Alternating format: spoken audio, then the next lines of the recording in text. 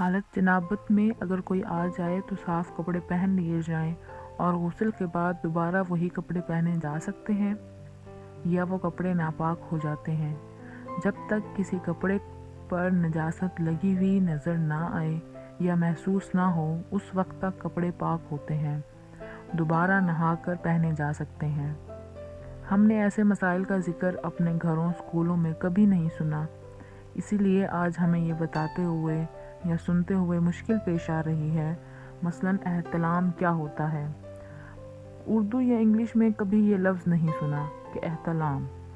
مزے اور احتلام میں فرق ہے۔ احتلام ہوتا ہے نیند کی حالت میں ایسا محسوس ہو، بیڈ ڈسچارج یا ایسا خواب دیکھے جس کے بعد وہ کافی مقدار میں بیڈ ڈسچارج اپنے جسم پر پائے اور ایسے گمان ہو، خواب یاد ہو یا نہ ہو، جیسے لکوریا کی حالت میں ڈسچارج۔ عام طور پر خواتین کو معلوم ہی ہوگا کہ کس طرح ہوتا ہے۔ ایسے احتلام ہی ہوتا ہے، پر احتلام کا تعلق سونے سے ہوتا ہے۔